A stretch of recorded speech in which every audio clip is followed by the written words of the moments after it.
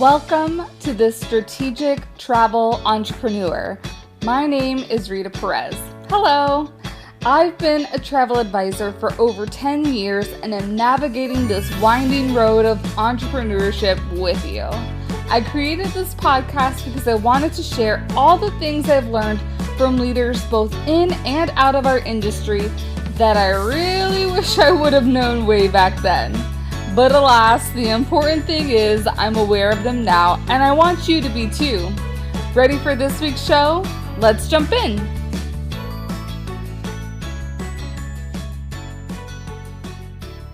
Hi everyone, welcome back to the podcast today. I am your host, Rita Perez, and I have an amazing guest.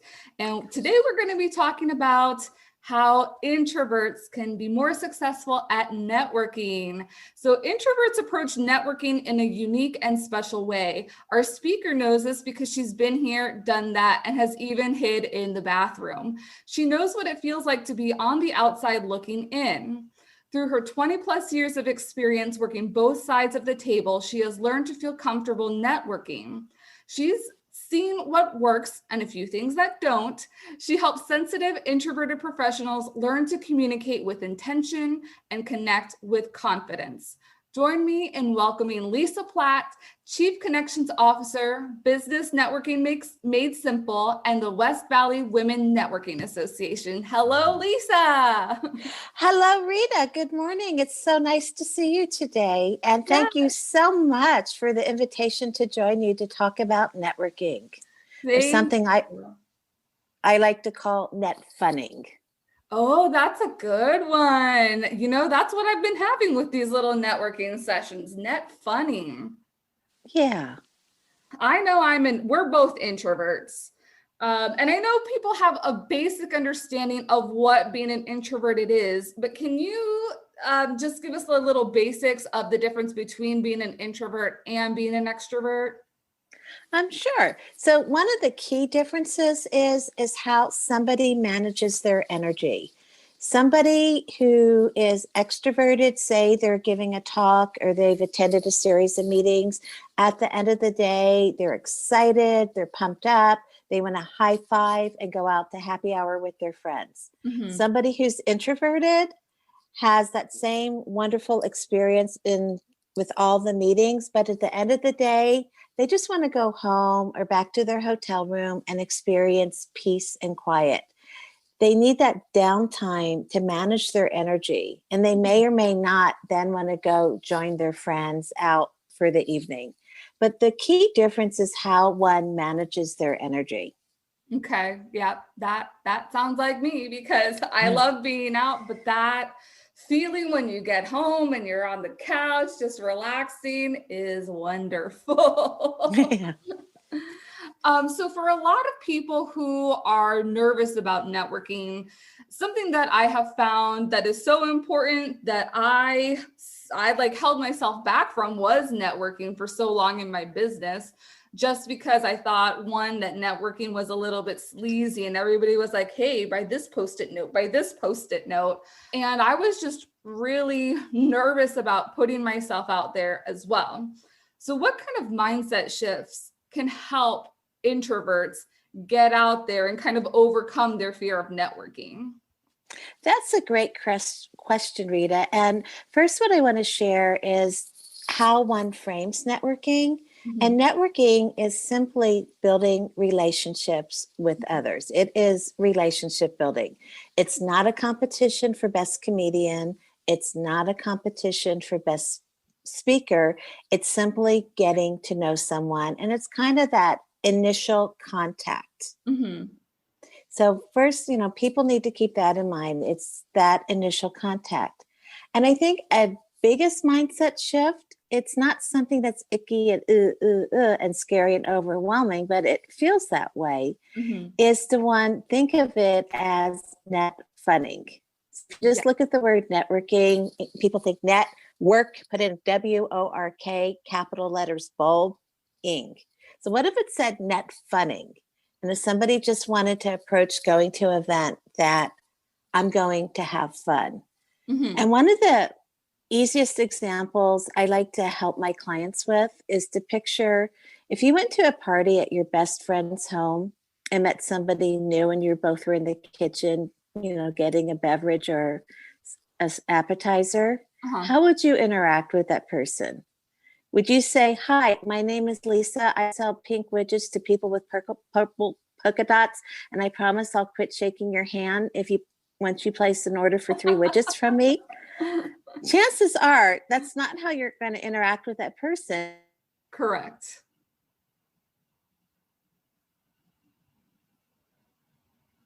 And maybe the next common ground question is, how do you know our host?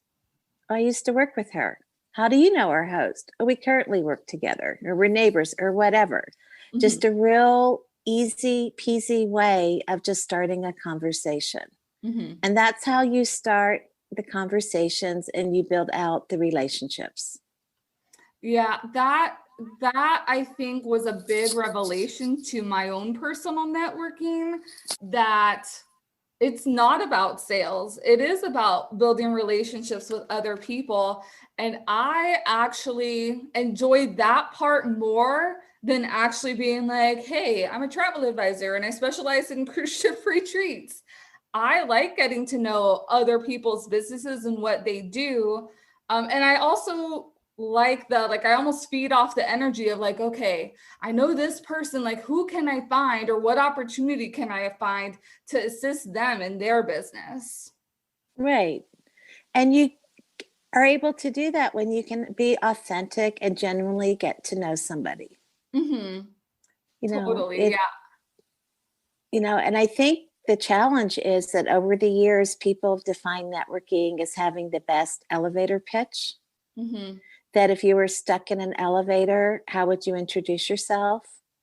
And I don't know about you, but I do have friends who've been stuck in an elevator. Oh, And really? I can promise you their concern was not, "Hello, my name is, and I do this." I Mm-hmm. received the phone call. It was, "Get me out of here." I can see that. Yeah, Yeah. because So, it's like the old car salesman, and I mean, car dealerships still do it today, where it's like kind of like hounding and hounding, but that's not really the sales or networking world anymore. I feel like if you are like that, a good example is on LinkedIn. When you add a connection on LinkedIn and then they immediately get to your inbox and they're like, hey, I'm a realtor and I specialize in 5-figure home or whatever it is. And I'm yeah. like, I just met you. How do You you know, even I drive on a home? I get those too. And I'm to the point now where I say yes to these connections only because I'm positive that's what's going to happen. I Uh-huh. just have this feeling and I'm correct. Okay. And maybe if you do that with thousands of people, Mm-hmm. maybe you probably do get some yeses, but I'm like, delete, delete, delete. Yeah. I'll reach out to you if I'm interested. And the thing is, people buy from people they like, know, and trust. And Mm-hmm. when it comes to anything financial, everybody that I know who wants to change, like insurance or banking or anything in financial area Mm-hmm. that's personal, does so with someone who's either highly referred to them or somebody they've gotten to know who they like and trust. Okay. I mean, I know that the times that I've switched insurance agents, it's Mm-hmm. honestly started with a conversation in the hallway, honestly, either walking in or walking out of an event. Ah. And it's because it was time to either get a review or there was a problem and I didn't Mhm. like how it got solved, but Yeah. I felt somebody could have put a little more personality into solving the problem, Yeah. a little bit more follow up. And so for me, that's why that doesn't work. But that's my personality. And I think that's one of my sensitivities is that I don't want to be sold to. Mm-hmm. And networking is not selling. It's the beginning of that relationship building is the beginning of one's marketing process. Correct. Yeah. I was going to say, and just frame it as net funning. The Strategic Travel Entrepreneur is brought to you by Mailbox Power. Harness the power to attract and nurture your clients through something many entrepreneurs have forgotten about, the mailbox. Create beautiful custom campaigns and automate annual mailings for birthdays and holidays. And with a pro account, get access to mailboxes not currently on your mailing list that are just waiting for the travel service you offer. Visit my Mailbox Power affiliate link in the show notes to get started today and support this podcast. That it can be fun. That I love that. I think I'm going to use that word now. We're going to do net funning. Exactly. So what methods can help an introvert prepare for networking? The key word there is prepare, because the more prepared someone sensitive or introverted is, the more comfortable they'll feel. Mm-hmm. So if somebody doesn't feel prepared, that fear will just sneak in and they won't show up. But the two key things that I'm going to recommend today are secrets 2 and 3 out of the 5 secrets to successful networking. Okay. Secret 2 is know your purpose, which is understanding why are you there? Mm-hmm. Why are you showing up on this Zoom call? What do you want to accomplish? And whatever that answer is, just make sure you're clear and it's very meaningful to you, because people's whys are all different things. Mm-hmm. And what goes along with that is having clear and specific goals, which is secret number 3. And that is kind of, what do you want to accomplish? And the difference is, I might go to a chamber Zoom and my purpose is to meet new people. And my goal is to meet 2 new people. Okay. Or I might attend a Zoom that's put on by the chamber, but it's more educational because I want to learn from the speaker. Mm-hmm. You know, maybe it's about community, maybe it's about business, maybe it's because I'm looking for a speaker in some area of my life, and this might person, if it's a good presentation, might work for something I help facilitate at another organization. You know, so that could be my purpose. Mm-hmm. And then goal is to become educated. Yeah. And so there's a fine line between the two of those. And I think the more clear and specific as somebody understands their why, then it's easy to achieve that through the intention or the goal. Mm-hmm.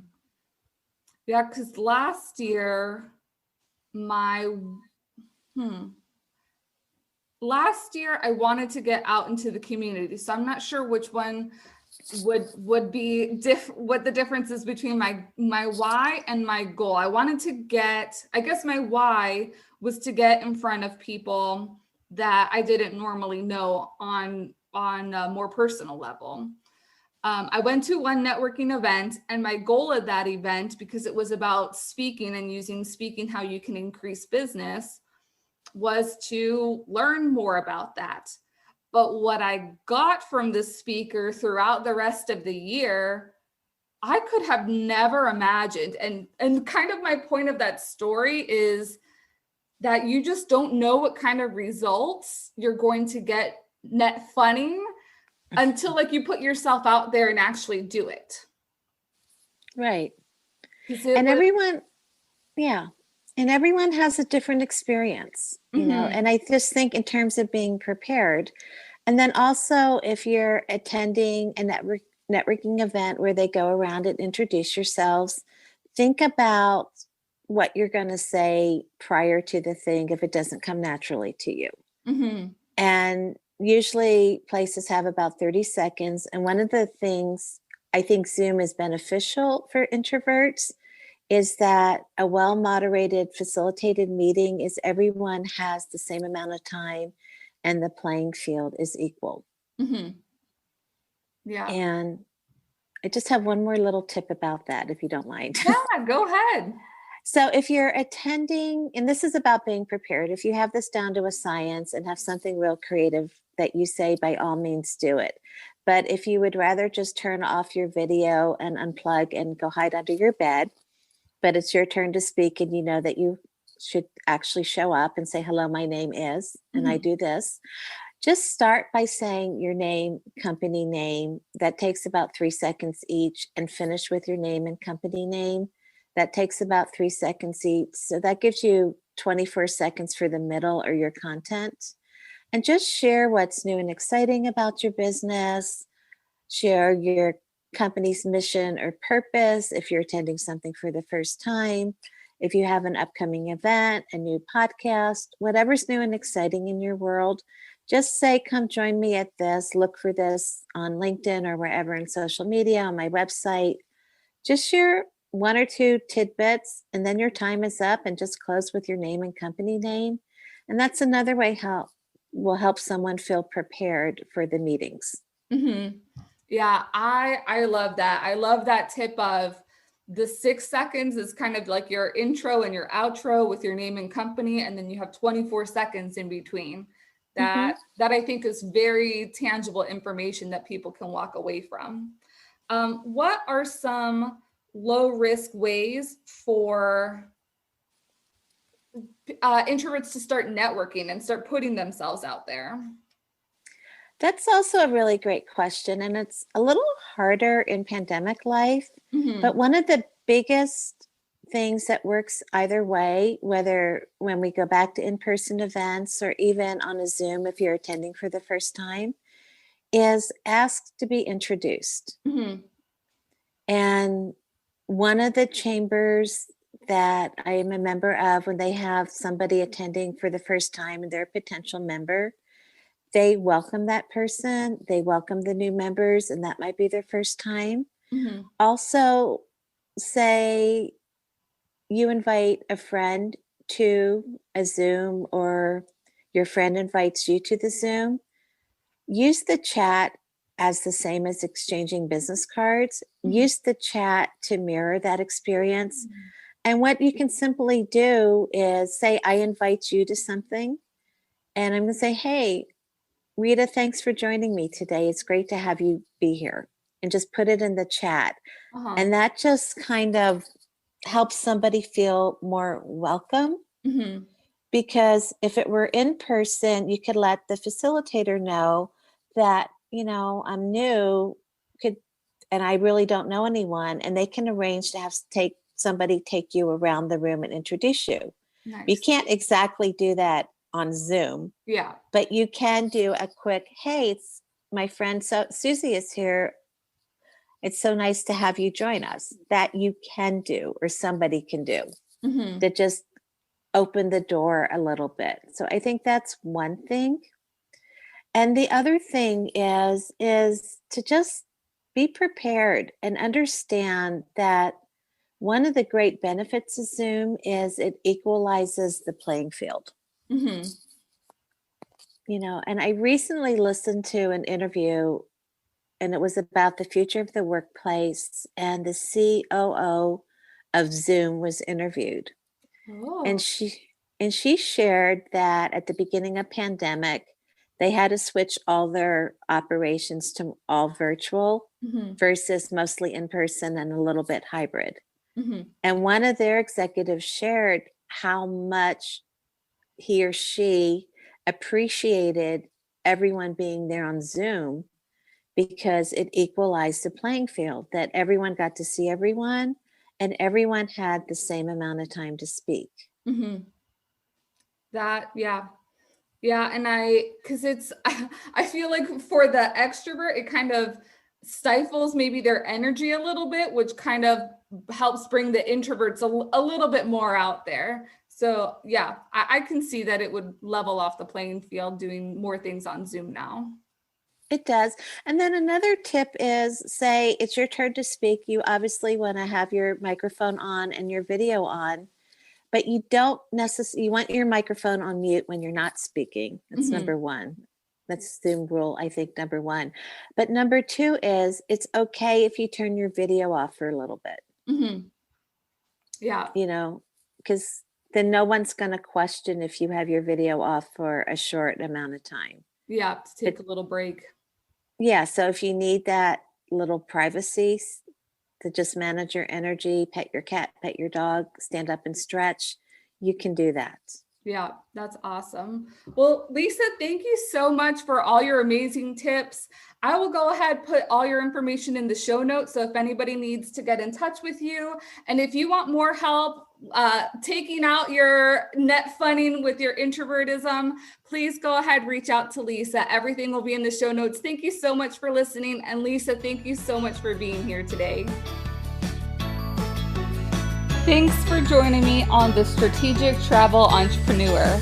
Please subscribe and leave a show a rating on your favorite podcast platform. Oh, and don't forget to take a look at the show notes for important information and links. See you next week.